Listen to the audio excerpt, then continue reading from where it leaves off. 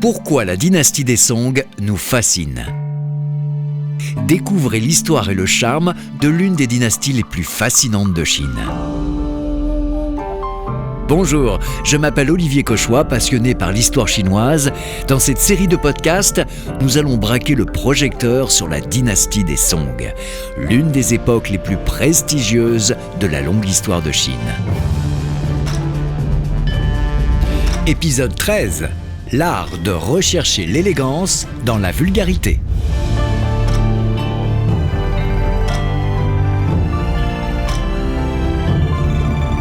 Dans ce podcast, nous allons examiner le tempérament artistique des Song et comprendre ensemble comment ces artistes ont-ils été si créatifs, si innovateurs, jusqu'à parfois friser la vulgarité. Ce qui est absolument remarquable, c'est que le peuple Song est aussi ambivalent que nous le sommes aujourd'hui. En effet, ils sont partagés entre idéal et réalité, entre sérieux et négligence, entre élégance et vulgarité. En bref, les Song ont des comportements et des goûts contradictoires, tout comme nous, dans nos sociétés modernes. Commençons par un constat présent. Dans notre environnement d'aujourd'hui, souvent stressant, nous sommes constamment à la recherche de notre paix intérieure.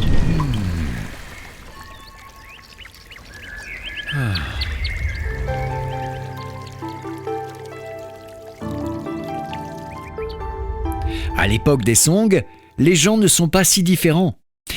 Il y a à leur disposition divers courants religieux qui s'offrent à eux, mais les Song sont particulièrement attirés par le zen. Il s'agit là du zen que vous connaissez, qui est le même qu'aujourd'hui au XXIe siècle que celui des Song, 1000 ans plus tôt. C'est le zen hérité du monde asiatique et plus précisément du Chan chinois. Pour faire simple, il met l'accent sur la méditation. Et il est concentré sur ce que nous sommes, c'est-à-dire notre personnalité. C'est moi. En synthèse, le Chan, c'est l'expression immédiate de notre nature authentique, c'est ce que nous faisons. En effet, le Chan et donc le Zen s'appuient sur nos valeurs personnelles, celles qui nous poussent à agir dans des actions qui nous donnent joie et satisfaction. Il n'existe aucun autre dogme.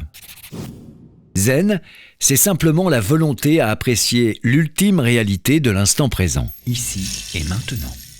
Selon nos amis les néo-confucianistes Cheng Hao et Cheng Yi, chaque chose a son propre li, ou autrement dit sa propre nature. Exemple, le feu est chaud, l'eau est froide, ce sont leurs propriétés indéniables. Toutes les choses sont connectées les unes aux autres par la même force, ainsi que tous les humains. Exemple, l'empereur et ses ministres, la famille et ses membres. Finalement, la seule croyance néo-confucianiste, c'est que dans le monde, chaque chose a sa raison d'être et suit son propre cours. La force de l'univers coule à travers toute chose de façon permanente, sans qu'on s'en aperçoive. Pour les hommes de lettres de la dynastie des Song, membres de la classe éduquée, la vie de chaque personne est interconnectée à celle des autres, les activités quotidiennes de chacun sont interactives avec celles des autres. Le grand poète chinois Su Shi a dit « Un poème doit toujours être écrit afin d'exprimer quelque chose. On doit chercher les nouveautés dans de vieilles histoires et tourner la vulgarité en élégance. » Son ami, également grand maître calligraphe, Huang Tianjiang, était du même avis. Traiter la vulgarité de manière à en tirer l'élégance, aborder les vieux propos de manière à en trouver les nouveautés. C'est ainsi que vous pourrez toujours triompher. Il en est ainsi pour la maîtrise de l'art de la guerre. Fin de citation.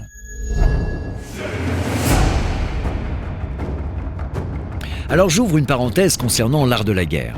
Il s'agissait d'un très connu recueil d'essais composé 400 ans avant la dynastie des Song. On l'attribuait au grand stratège Sun Tzu. Cet ouvrage en 13 chapitres reste aujourd'hui très lu, particulièrement prisé par le monde des affaires d'ailleurs. Le livre contient beaucoup de conseils intéressants qui peuvent nous servir aujourd'hui, comme l'importance d'avoir une bonne stratégie, des armes performantes et de savoir se renseigner et donc s'enseigner. Mais revenons aux questions esthétiques de la dynastie des Song.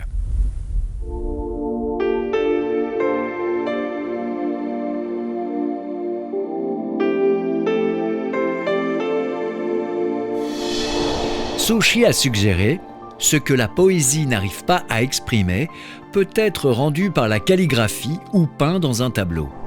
Son ami, Liang Tingjian, a comparé des scènes de vie au paysage naturel et il a dit ceci. L'amitié ressemble à un paysage magnifique, tandis que les montagnes et rivières sont toutes peintes par le Créateur.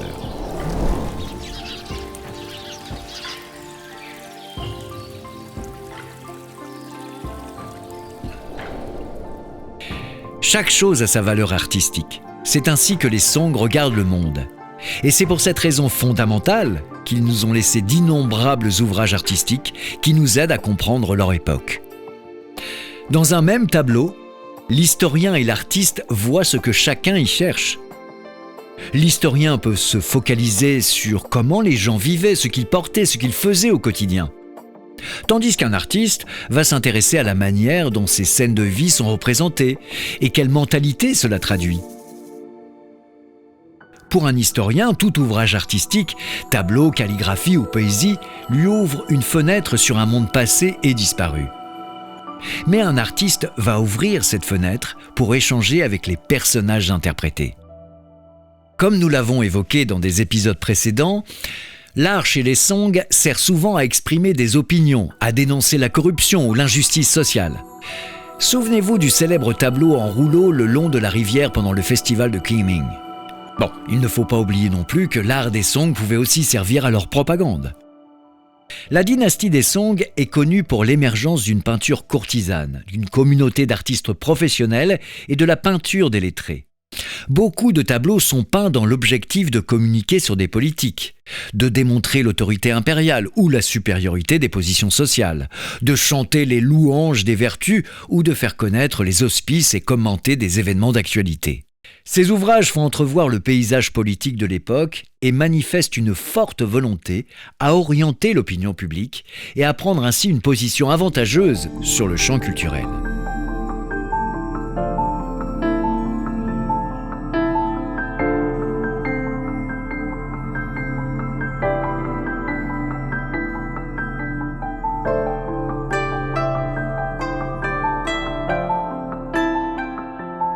En dehors de la peinture courtisane et des tableaux ayant trait à la politique, les officiels locaux utilisent également la peinture pour informer la population. La peinture joue à l'époque des Song le rôle d'un média social. Les intellectuels n'ayant pas de situation officielle font appel à leur pinceau pour s'exprimer de manière directe ou indirecte. Ces gens sont finalement les premiers influenceurs. Dans leur peinture, ils ont immortalisé leur quotidien. Peindre, apprécier des œuvres, se faire des cadeaux ou collectionner des objets d'art, autant d'activités leur permettant d'établir et d'entretenir un réseau interpersonnel. Familier pour nous autres utilisateurs de TikTok, WeChat, Weibo, Facebook, Instagram et autres Twitter. Ainsi, quand vous regardez une œuvre d'art datant des Song, vous devez absolument en connaître le contexte, la motivation et la signification. Essayez juste de l'apprécier et de répondre à 3 questions simples comme pour résoudre une affaire criminelle. Pourquoi l'artiste a-t-il choisi cette façon d'expression ? Pourquoi le choix du thème ? Et pourquoi ce moment ? Et enfin, la dernière question, l'artiste a-t-il une motivation spéciale ? Un objectif non avoué ? Dans le langage de tous les jours, nous parlons en général de regarder ou voir un tableau de peinture ou autre ouvrage artistique. Or, à l'époque des Song, pour tout le monde, il s'agit de visionner et de ressentir un tableau, et ces termes sont soigneusement choisis. Car c'est un fait avéré, le peuple Song comprend très bien qu'un tableau dépasse les traits et les couleurs. Ils savent apprécier les ressentis de l'artiste et ensuite interpréter la vision de l'artiste qui raconte forcément quelque chose à travers son œuvre. Et ainsi, ils saisissent ses sentiments, ses émotions et ses opinions. Et gardez vraiment à l'esprit que la simplicité est l'un des mots-clés pour apprécier l'art de la dynastie des Song. La simplicité signifie la beauté. La simplicité est aussi une attitude qui dépasse les frontières de l'art. C'est un comportement. Autre trait distinctif des Song, la désacralisation de l'art. Dans la société Song, la grâce de l'art est devenue nettement plus abordable pour les charcutiers et les poissonniers. Un objet élégant de porcelaine peut porter des inscriptions telles « Patience » ou « Fils pieux ».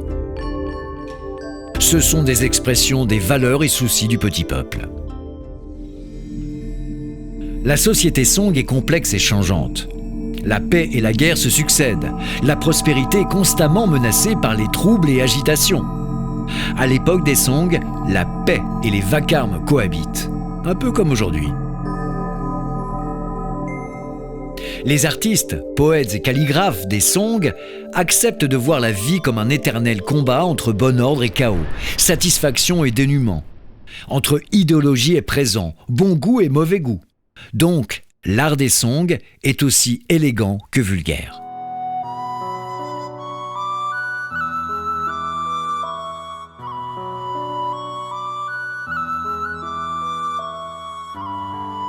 Mais chaque partie a sa place.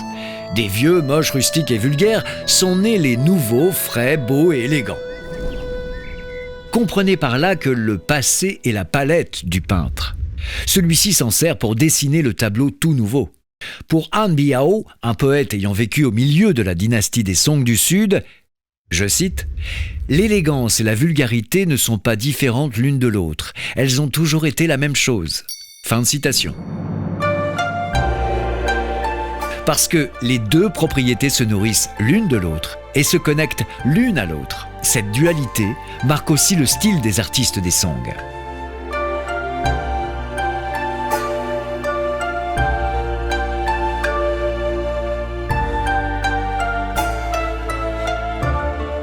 Remerciement spécial à la maison Sanya Chongdu pour son aide dans la rédaction du texte. Je vous donne rendez-vous dans un prochain épisode.